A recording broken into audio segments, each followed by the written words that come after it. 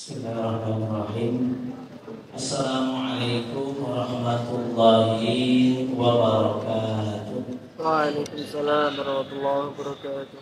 Alhamdulillah wa syukurillah wa salatu wassalamu ala rasulillah wa ala alihi wa sahbihi wa mawala. Asyhadu an la ilaha illallah wahdahu la syarika lah wa asyhadu anna Muhammadan abduhu wa rasuluhu la nabiyya wa la rasula ba'dahu la haula wa la quwwata illa billah. Alhamdulillah, bapak-bapak, ibu-ibu, mas-mas, mbak-mbak semua, bil khusus para sepuh kita, adik ulama kita, Bapak Kiai Haji Amin, Pak Kiai Haji Yunus, dirahmati Allah Subhanahu wa taala, serta semuanya para asatizah yang hadir. Mudah-mudahan bukan hanya di sini kita ketemu, nanti mudah-mudahan ketemu lagi di surganya Allah Subhanahu wa taala. Silakan dimaju Pak, maju jalan Pak. Jalan. Ini diisi. Di sunnah Nabi itu kalau pensiun merapat ibu juga merapat, sehingga nanti yang mendatar belakang itu langsung duduknya di belakang, nggak melumpati orang. Ada yang majelis taklim itu karena banyak orang yang datang ke pengajian, tapi sering pengajian, banyak ilmunya, tapi sedikit amalnya, sedikit ibadahnya. Banyak pengajian, masalah tidak kelar-kelar. Banyak pengajian, banyak ilmu sudah didapatkan, tapi masalahnya tetap berantakan. Hidupnya kacau balau. Kenapa? Salah satu kata para ulamanya, sebab dia ketika menuntut ilmu tidak dengan adab, sehingga dia datang pulang tidak bawa berkah. Padahal kalau datang meskipun gak nyambung, saya pilih ya, datang pengajian meskipun gak nyambung sama yang Ustaz sampaikan, gak dong dia, tapi dia duduk dengan penuh dengan adab, memperhatikan guru yang berbicara, dia tinggalkan HP-nya kecuali nyatet materi, maka dia dapat berkahnya, sehingga masalah-masalah tadi selesai. Walau gak punya ilmu, tapi berkah gowo berkah dengan adab. Makanya adab di majelis taklim itu luar biasa, itu berkah itu luar biasa. Pulang gowo berkah.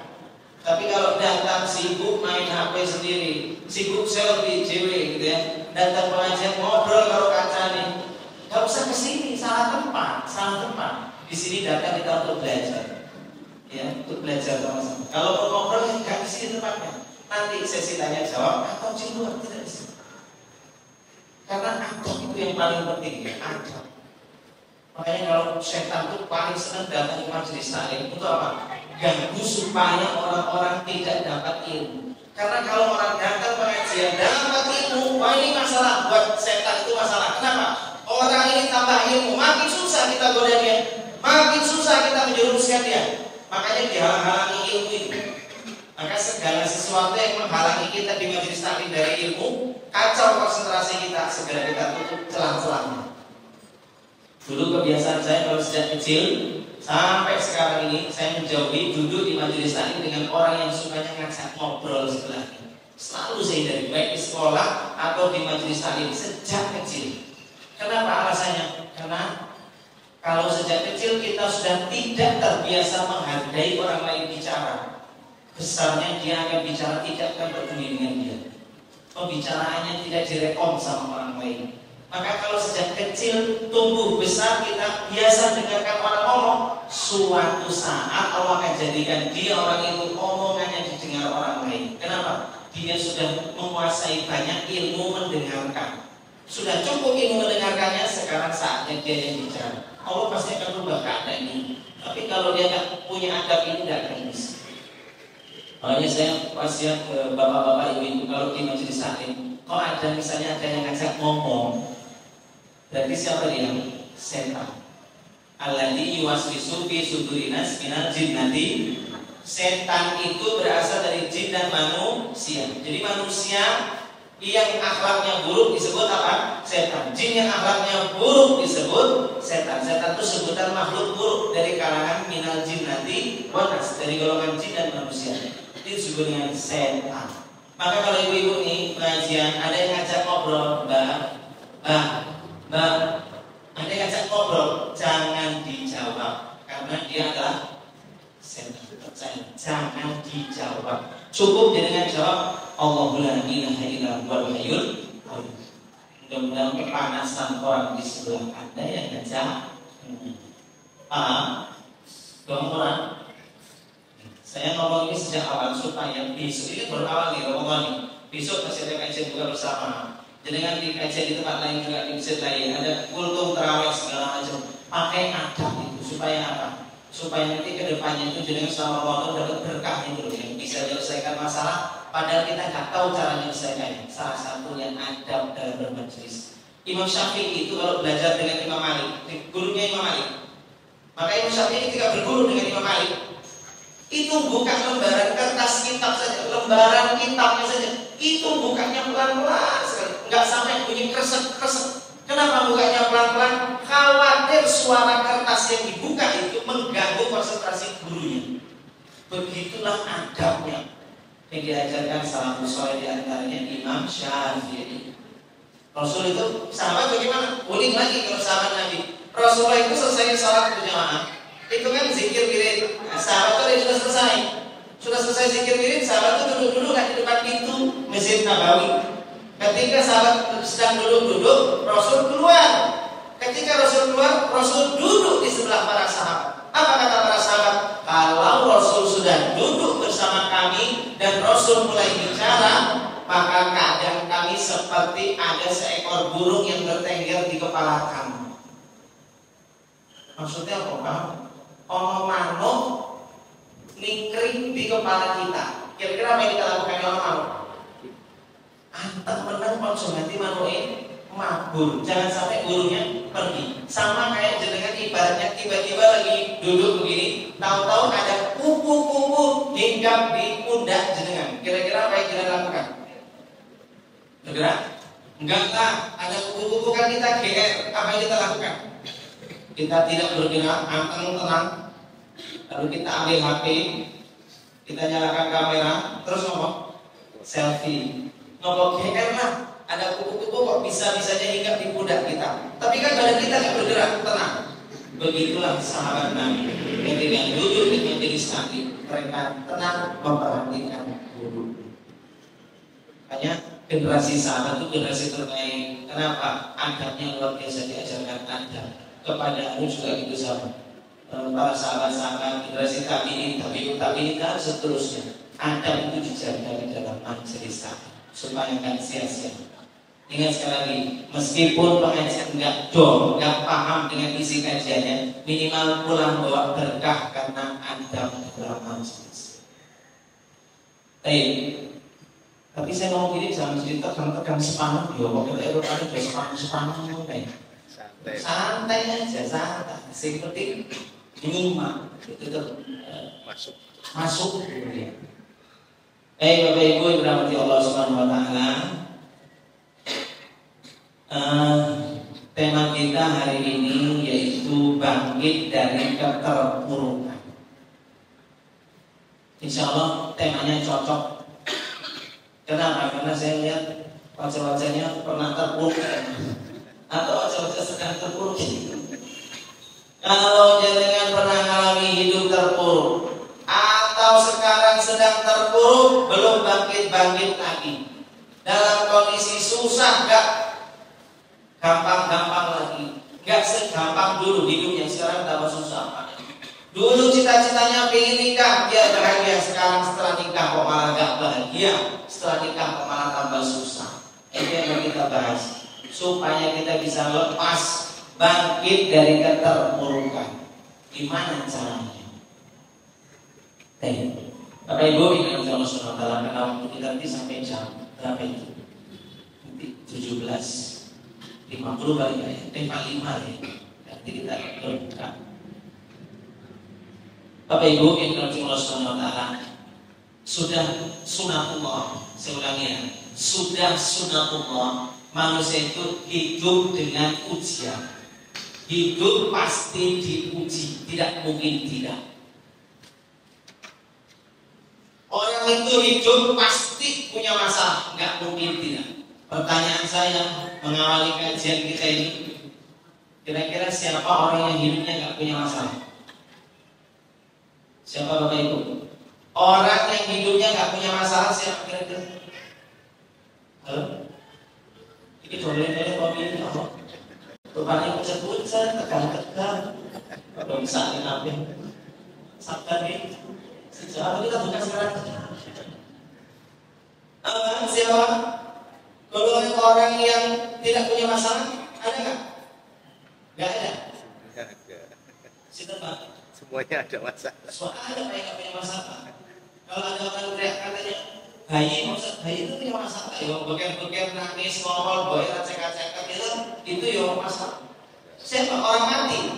Orang mati itu masih ada malaikat munkar dan nakir. Itu masalah. Yang tidak punya masalah itu cuma satu. Komentar. Oke. Pokok belum. Pokok deh. Orang gila itulah yang tidak punya masalah.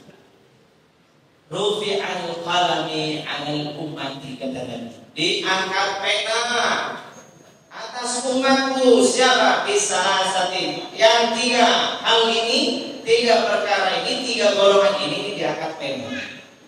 Tidak diangkat pena itu maksudnya malaikat raqib atid sudah nggak catat dia lagi. Dia beramal soleh dia nggak dicatat pahala.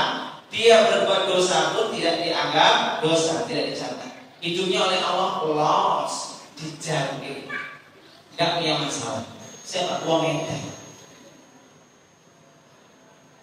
Dia ada tiga. Siapa itu? Satu, orang yang telah hilang akalnya, hilang akal.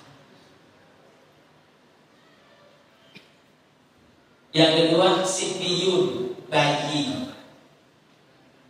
yang baru lahir itu nggak dicatat. Maksudnya amal baik buruk itu udah nggak dicatat. Tapi kalau orang gila sama, orang gila juga hilang akal termasuk salah. Yang ketiga, orang yang tidur sampai dia bangun.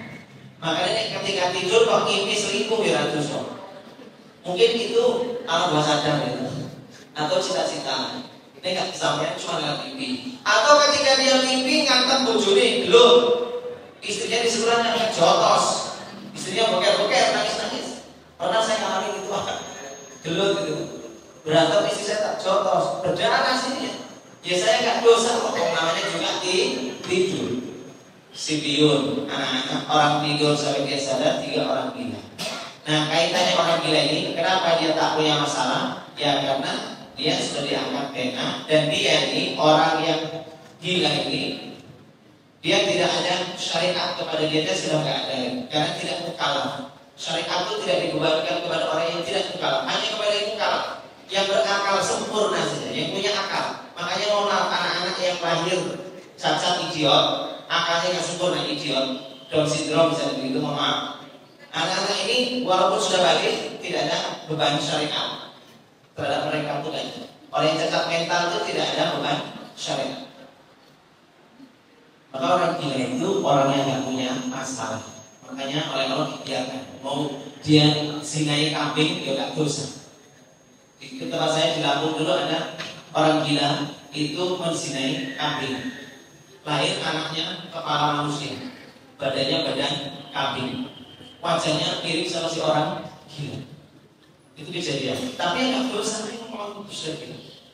Makanya kalau ada orang berdoa sama Allah, bebaskan aku dari masalah-masalah ya Allah, bebaskan aku dari masalah, itu bodoh dungo supaya pengen jadi wong. Maka jangan berdoa minta bebas masalah. Paham ini? Karena Allah sudah janji di surat Al-Baqarah ayat 155 itu. A'udzu billahi minasyaitonir rajim.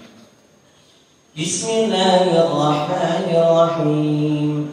Wa lanabluwannakum bisyai'in minal khawfi wal ju'i wa naqsin minal amwal wal anfusi was samarat wa basyiris sabirin. Dan pasti aku akan memberi ujian kepada kalian manusia, pasti tidak mungkin tidak. Bisyai'in minal khawfi wal ju', rasa takut, wal ju', rasa lapar, pasti ujian rasa lapar. Apalagi saudara-saudara kita di Palestina. Nih kita ini sekarang lapar bukan ujian, pakai syariat begini kita lagi puasa, bukan sedang diuji. Diuji oleh Allah rasa takut, rasa lapar, panas sinyal awal, hartanya berkurang, bisnisnya bangkrut, pelanggannya pada pergi, habis bisnisnya, kolaps, apalagi COVID kemarin banyak yang pada kolaps, diuji Allah, pasti tidak mungkin tidak. Wa nafsi minal amwal wal anfus, juga keluarganya ada yang meninggal, mungkin anaknya diuji, lahiran mati lagi wafat bayinya, lahiran ibunya yang meninggal, anaknya hidup diuji, pasti tidak mungkin tidak. Wasalat, begitu pula dengan investasi, aset-aset, harta, buah-buahan, maksudnya properti, harta kekayaan kita. Allah itu pasti akan menguji kita semuanya dengan itu. Tidak mungkin tidak, pasti diuji. Wa basyiril sabirin, kasih kabar gembira untuk orang-orang yang sabar. Itu satu kalau kasih tahu ya, clue ya, kata kunci. Ingat, yang bisa lepas dari kalau kita lagi terpuruk kondisinya susah, yang bisa lepas hanyalah yang sabar dulu. Ingat, wa basyiril sabirin, kasih kabar gembira buat yang sabar. Pertanyaannya, apa itu sabar Mas Awan? Sabar itu hatinya lapang. Ketika dia jalani takdir tidak berkeluh kesah. Ingat itu. Dadanya lapang, tidak berkeluh kesah. Nek dua masalah kok ngeluh sabar, dia tidak dianggap sabar. Masalah yang diangkat oleh Allah diselesaikan gak situ, gak jadi. Kenapa? Karena masih sabar. Logikanya ini saya, logikanya. Orang yang sabar itu tandanya apa? Tandanya berarti dia mencela takdir Allah, menganggap Allah itu salah dalam membuat takdir. Ya, sabar. Orang yang sabar berarti kan dia mengeluh dengan keadaannya. Berarti dia menganggap Allah ini salah gawe takdir, menganggap Allah ini nyusai hambanya. Berarti menganggap Allah ini jahat kalau dewi. Ingat, konsekuensi sabar itu panjang sekali. Konsekuensi sabar, menganggap Allah itu salah gawe takdir, Allah ini salah golek kalau dewi. Sabar itu, bersulah itu, ya, keluh kesah itu menganggap Allah itu jahat sama kita, salah gawe takdir, Allah zalim segala macam. Ingat, sabar itu konsekuensinya rusak tauhid tadi. Makanya oleh-oleh yang suka sabar ini hidupnya akan terus dibuat dia susah. Ingat tuh, sing jomblo yang menunggu, jomblo sabar, oleh Allah diperpanjang masa jomblonya per 5 tahun terus. Selama sabar panjang terus, perpanjang oleh STNK. Paham? Loh, saya logikanya ini. Jangan pernah kuliah, saya pernah kuliah. Coba misalnya ono mata kuliah, namanya mata kuliah dasar-dasar logika. Itu mata kuliah wajib yang harus ditempuh, tidak mungkin tidak. Dasar-dasar logika. Institusi bakal misalnya. Kuliah, mata kuliahnya dasar-dasar logika. Hukumnya wajib, karena ini mata kuliah wajib. Pertanyaan saya, kalau nilainya D, lulus nggak dia? Tidak lulus. Kalau nilainya E, lulus nggak dia? Tidak lulus. Terus kalau nilainya B atau E mata kuliah ini, berarti dia harus diperpanjang nggak?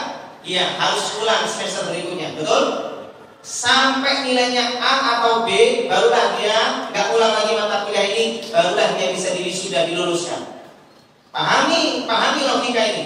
Kita ini kuliah langsung dengan Allah, dikasih mata kuliah sabar, nilainya kok D terus, nilainya kok E terus. Yo nasib putih perpanjang semester depan, perpanjang lagi semester berikutnya, terus begitu. Nasib gak akan berubah, terpuruk akan senantiasa menghiasi diri kita. Gak hilang-hilang sebuah terpuruk. Kenapa? Mata kuliah sabar nilainya D, nilainya E. Halo, keluar ini. Kok tambah pucat sekarang? Pengajian kok malah saya pucat. Kan kita akhiri saja. Dan mungkin cerita ini maksudnya menyadarkan dulu. Wong sing sok sabar itu bahaya. Ngopo? Berarti dia itu memang senang nasibnya susah. Ingat. Ciri-ciri wong sukses kira tahu sabar. Sing sabar dia wong sing rakyat susah. Rakyat sing payah-payah urip mesti sok sabar. Coba kalau dia tidak, beda urusan, beda cerita. Allah kasih sakit itu karena apa? Tadinya dia sabar. Yuk, sakit itu terus baik, dia akan diberi sakit terus sakitnya gak sembuh-sembuh, ngomong yang yung baik. Coba kalau dia sakit yang disebut Allah. Ibu-ibu isi sepuh-sepuh kalau datang di sini ada yang sepuh-sepuh nggak? Biro, delok kau menyat dari cucu, kau pilih menyat. Ya Allah, ya Allah, ya Allah, ya bisa sampai gitu. Berarti dia dipaksa zikir sama Allah. Ya Allah, ya Allah, ya astagfirullah. Ya Allah, rapat musik ya. Pegang meneh. Kok meneh ngono iki? Astagfirullah, astagfirullah. Insyaallah, sing nek sok zikir wirid itu sakitnya insyaallah cepat mari. Mau cepat mari, ngomongnya cepat mati ya, itu sering hari. Tapi Allah akan sembuhkan minimal Allah ganti dosa-dosanya itu akan berguguran. Tapi dia cuma karena sahabat-sahabat yang yung sudah gak dapat pahala, sakitnya diperpanjang.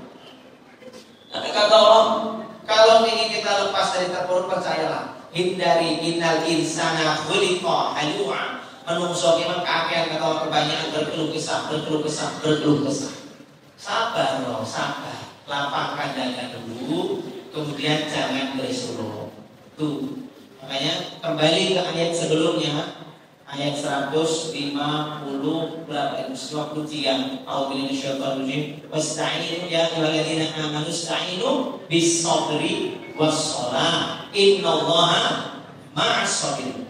Woi, ayat ini nek jenengan pahami luar biasa Bapak Ibu. Satunya, ya ayyuhalladzina amanu ista'inu bis-sabri was-shalah. Wahai hamba-hambaku, minta tolonglah kamu dengan sabar. Sing Allah suruh pertama sabar dulu. Sabar was-shalah dan perbaiki salatmu. Sing berantakan, sing telat-telat, sing bolong-bolong, sing lanang atau masjid, ayo dadani sik rapikan dulu itu. Kenapa? Karena itu memang tandanya seorang hamba ki sombong orang itu delok salate. Tak baleni. Gusti Allah ini wis bengok lewat hambanya sing bengok. Allahu akbar, Allahu akbar. Allah yang Maha Besar. Kok ana wong sing gedhe usaha? Yang di kepalanya itu usahanya lebih besar. Pelanggannya itu lebih besar, konsumennya itu lebih besar, bisnisnya lebih besar. Sampai dibalik ping papat, Allahu akbar, Allahu akbar. Sudah dikasih tahu yang besar itu Allah. Sing didek usaha mungkin Allah. Yang datangkan pelanggan itu Allah. Yang datangkan konsumen itu Allah. Sing rezeki kowe iki Allah. Kok masih membesarkan usahamu, membesarkan bisnismu, bersihkan membesarkan marketingmu dewe. Gaya. Ini orang-orang yang sombong-sombong ini besok kalau punya masalah itu tandanya Allah sedang menghancurkan kesombongan dia. Supaya apa? Mengecilkan semuanya kecuali Allah sendiri bisa. Sampai azan itu oleh Allah, hayya 'alas shalah, hayya 'alal falah. Kamu sini sholat, hayya 'alal falah. Niscaya kamu akan menang. Hayya 'alal falah. Mari menuju kemenangan. Menang kuwi kowe uripe bejo. Al falah itu artinya muflih. Muflih itu artinya orang yang beruntung. Beruntung ini kadang-kadang gak butuh cerdas, beruntung. Percaya orang, ono warung sembunyi, neng jeruk, neng belik, jalannya angel, kok rame. Jadi sini mau bejo. Orang-orang sing marketing iso rame. Iya, ono sing wis golek tempat strategis, tempatnya yo apik, resik, marketing lewat medsos, kok tetep gak rame. Hayya 'alal falah. Rene opo nanti tak kasih keberuntungan, ingat. Wong becik kuwi luwih bejo ketimbang wong pinter. Ingat wong becik. Wong becik ini orang beruntung. Kadang-kadang orang beruntung ini enggak butuh pinter, dia lebih beruntung. Contoh beruntungnya apa? Wong iki elek, ini bojone ayu, dia beruntung. Ini sing bojone ayu ya musibah dari itu bojone. Itu kan beruntung. Beruntung apa? Duwe bojo kok delalah salihah, taat, padahal sama-sama kerja. Dua orang ini sama-sama kerja, staf kedudukannya sama persis, masuk jam kerjanya sama di perusahaan yang sama. Yang satu dapat istri solehah, yang satu bojone bojo galak. Coba perhatikan, sudah beda kan? Ya, kenapa? Kalau saya itu solehah itu dia ceritanya bahwa dia yang beruntung. Makanya kita mesti beli sama Allah itu jangan cuma gaji dari si bos atau keuntungan dari kita jualan. Jangan mikir gitu. Kenapa? Cari juga gaji dari Allah. Gaji dari Allah itu bentuknya tidak terlihat. Nih gaji duit saka bos, saka jualan dagang kelihatan. Tapi gaji dari Allah itu nggak kelihatan. Apa bentuknya? Istri solihah. Wih, regane piro? Bojo sing solihah. Guru anak-anaknya soleh-soleh kabeh, penghafal Quran, enggak ngeyel, senengane sholat ibadah, taat anak-anaknya, segem ngajine, orang seneng HP-nan, kaca-kacanya dengan main seneng main game, dari orang anak-anak. Itu nyari kayak gitu gimana coba gaji-gaji kayak gitu? Itu mertua ini soleh, ini kono sih itu mertua ini horor ini. Coba sih itu mertua horor kan asik. Wes mertua ini sing nang ya Allah, kapan matinya ya Allah. Dia kena siksaan yang panjang hidupnya. Yo. Makanya jangan sombong kita kalau lagi punya masalah, punya problem. Sing Allah kehendaki dari kita dan itu adalah sholat yang dulu perbaiki, hubungan sama Allah, bertetangga yang baik dengan Allah. Sampai terakhir aja masih dibalik lagi Allahu Akbar, Allahu Akbar 6 kali dalam azan. Ngopo? Supaya orang itu yang besar itu Allah. Bapak sinau pinter yang ngopo? Nek Allah mengecilkan kamu, tetap kamu tuh kecil. Wes kecil ngono kuripe susah, tetap gak ke masjid. Itu namanya rugi berganda. Apa rugi berganda? Sudah miskin di dunia, miskin pula di akhirat. Miskin kok kedawan gitu. Jangan sampai miskin di dunia nyambung lagi di akhirat. Kalaupun kau miskin di dunia itu kan sesaat sementara. Yang penting di akhirat jangan miskin lagi. Saya ulangi lagi.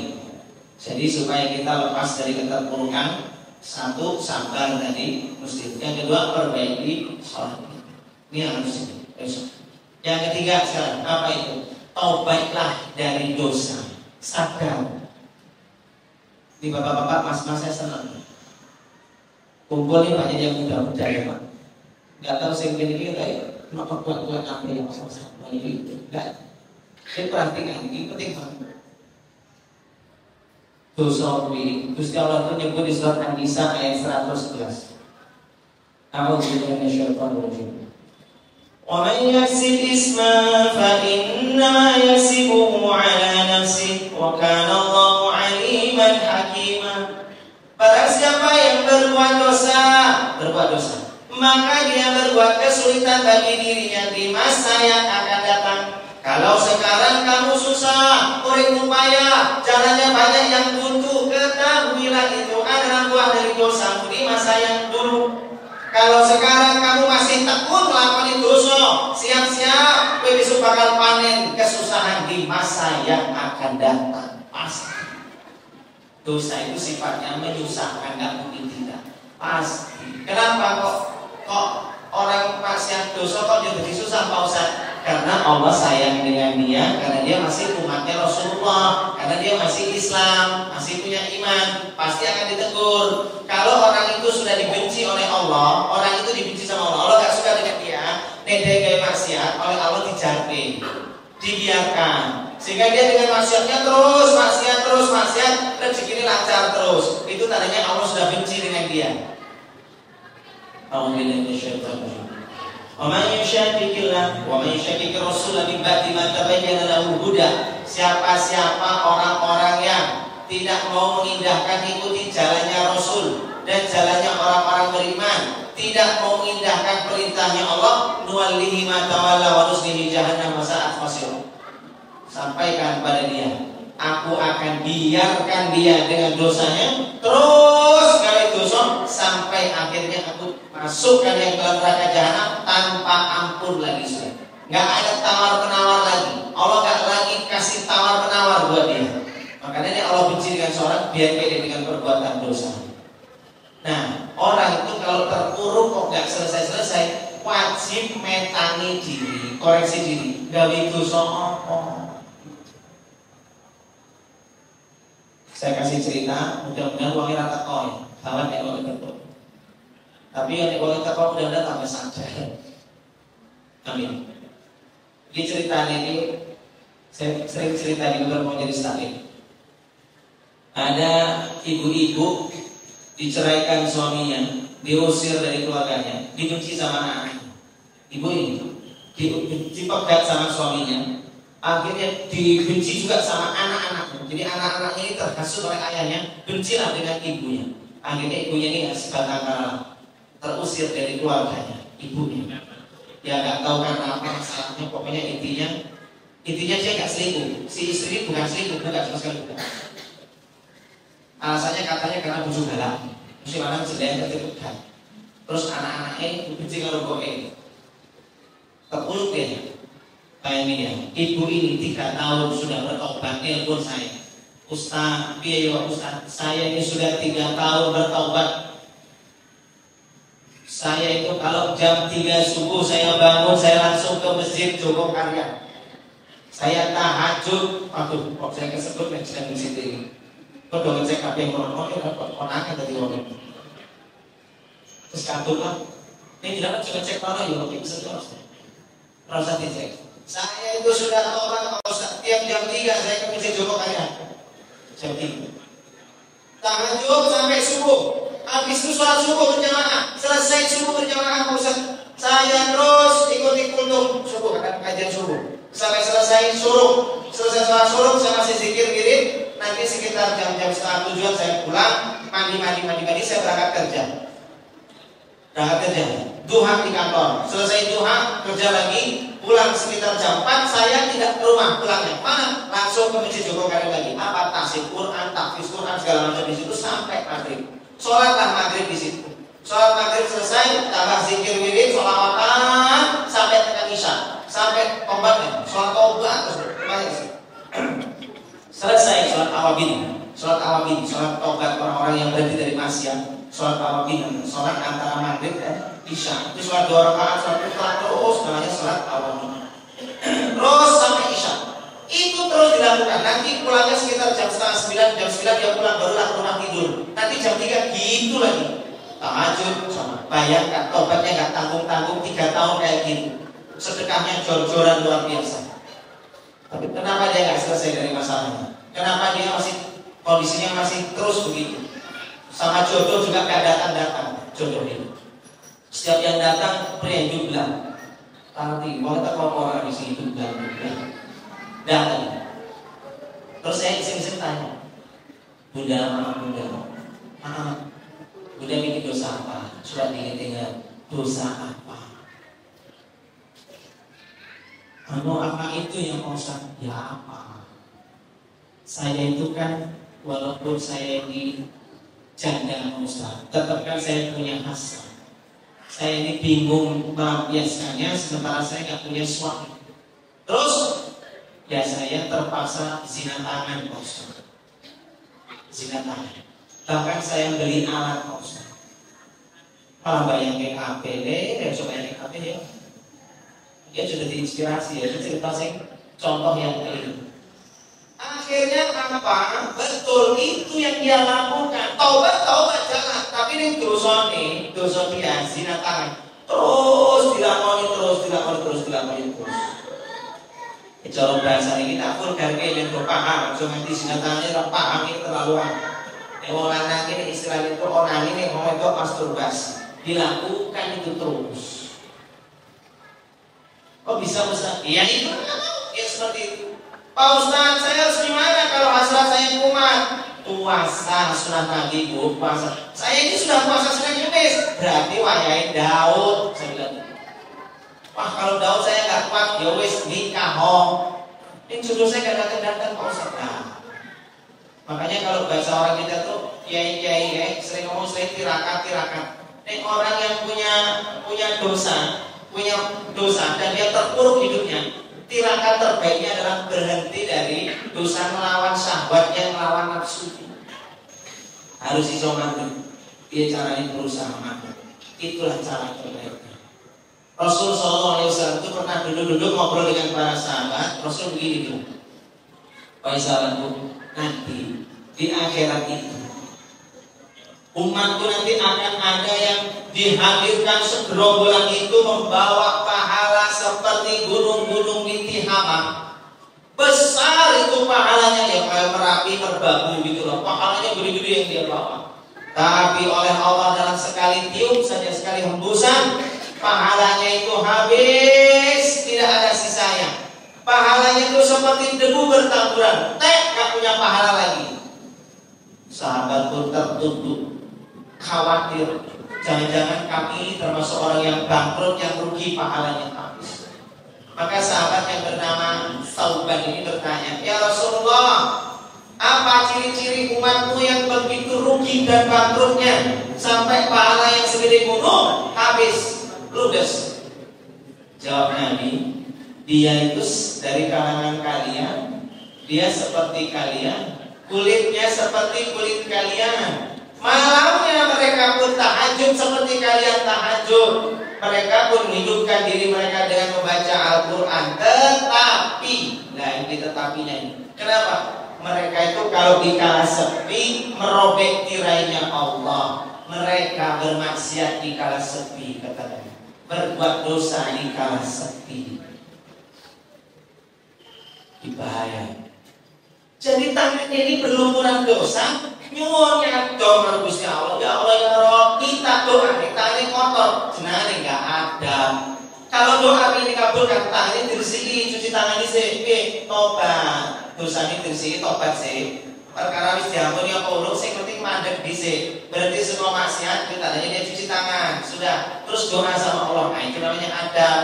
Kenapa tangan ini sudah berhenti dari maksiat? Minta sama Allah, bangun, bagus dia. Ini saya jelaskan dulu ya supaya nggak terjadi salah paham. Yang dimaksud dosa, berbuat dosa di kala sepi itu, kata para ulama, bukan hanya yang di kamar atau di sebuah ruangan yang tidak ada yang mengetahui dan melihat siapa-siapa. Bukan hanya itu juga berbuat di kala sepi maksiat di kala sepi sendiri. Tetapi termasuk berbuat maksiat di kala sepi, termasuk yaitu orang yang misalnya dia pacaran di kebun binatang. Di kebun binatang kan sopo sing ngiling mau nguyuk orang ngiling kira mungkin. Nek kalau kan delok orang nguyuk kalau nguyuk jawab haram. Di sana itu orang pacaran nggak peduli yang lain, karena yang lain pengunjung juga nggak kenal, sehingga nggak urusan dengan urusan orang lain, nggak peduli dengan siapa, nggak kenal. Pacaran di kebun binatang, pacaran berdua di pantai, pacaran di gunung, itu sama. Walaupun ramai banyak orang ramai, tapi orang-orang itu sibuk dengan diri mereka masing-masing. Kata para ulama itu termasuk maksiat di kala sepi. Tetapi namun berita gembira, tidak termasuk dosa di kala sepi yang dimasukkan hadis itu, yaitu orang yang apabila dia habis maksiat baru dia nangis tobat, ya Allah aku nyesel, ya Allah aku nyesel dari dosa, ya Allah. Dia nyesel nangis. Kenapa? Karena dia merasa telah tergelincir. Sudah nangis tobat, seminggu kemudian balik meneh nangis meneh, ya Allah aku nyesel, ya Allah aku nyesel, ya Allah nyesel tobat. Wis nangis seminggu ngulang lagi. Kata para ulama yang seperti itu tidak termasuk dosa di kala sepi yang dimaksud hadis. Kata Syekh Al-Mukhtar Asy-Syinkiti rahimahullah. Kenapa? Karena yang begitu itu termasuknya golongan orang-orang yang tergelincir. Aslinya dia orang beriman, tapi imannya kalah dengan nafsunya, kalah dengan syahwatnya, sehingga dia tergelincir. Sementara yang dimaksud hadis tadi, maksiat di kala sepi, membawa pahala sebesar gunung, habis pahalanya adalah orang yang gawe dosa, ngeyel, rumongso pirang dosa gawe dosa, ini orang nyesel sama sekali, tidak ada penyesalan. Nah itulah namanya perbuatan yang dimaksud hadis tersebut. Maka tadi pesan saya, jadi kalau kita ingin bangkit dari keterpuruk, PR kita yang pertama, dapatkan dulu nilai A atau B pada mata kuliah sabar supaya nasib musibahnya kali perpanjang. Yang kedua, tadi sholat dandani, sholat ini dandani. Pokoknya kalau Allah beres. Kenapa sholat Ustaz? Menjadikan dia wakaf masjid, wakaf rumah, wakaf tanah, di pondok, di pesantren, di macam-macam wakaf. Ini sholat elek di sisi Allah tetap nilainya jelek. Karena awal rumah yuhasabu bi abdi yaumil qiyamah sholat. Amal yang pertama dihisab itu sholat, kuncinya itu sholat. Ini sholatnya apa? Semua amalan walaupun kecil-kecil dinilai bagus oleh Allah besar-besar. Tapi kalau sholatnya jelek, walau amal sholat yang lainnya besar-besar dinilai kecil di sisi Allah. Sholat yang dulu paling bagus. Nah, baru kemudian bertaubat, berhentilah dari dosa. Dosa itu yang bikin kita susah payah. Terakhir yang depan sebagai penutup dari saya. Apa itu? Jangan perlu namanya. Aku satu menit aja. Apa itu konsep lain? Jangan pakai resep ini. Namanya takdimul ustaz atau hikmatul ulama.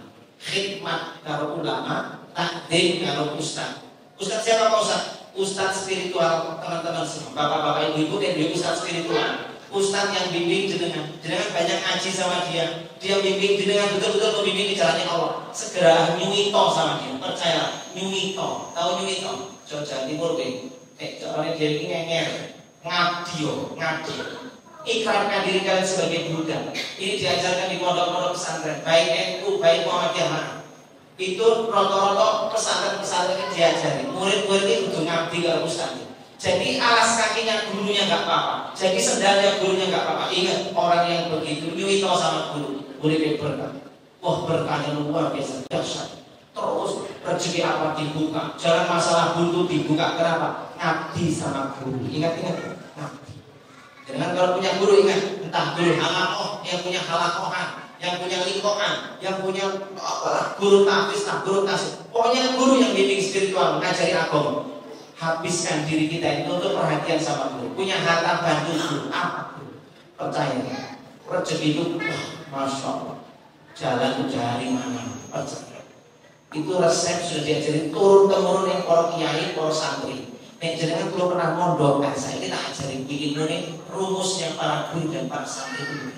Nek santri sampai gak ngajari guru nih, gak ngajari ulama nih, santri mesti susah nih, pasti susah. Nek santri sing ngita karo guru ini, taat manut dan memuliakan guru ini, mesti uripe makmur, pasti gak mungkin. Percaya, ini resep sudah turun temurun. Dan begitulah adab dan kalau ada masalah begini yang bisa saya sampaikan. Barangkali masih ada tambahan dari Ustaz. Amin. Saya rasa cukup.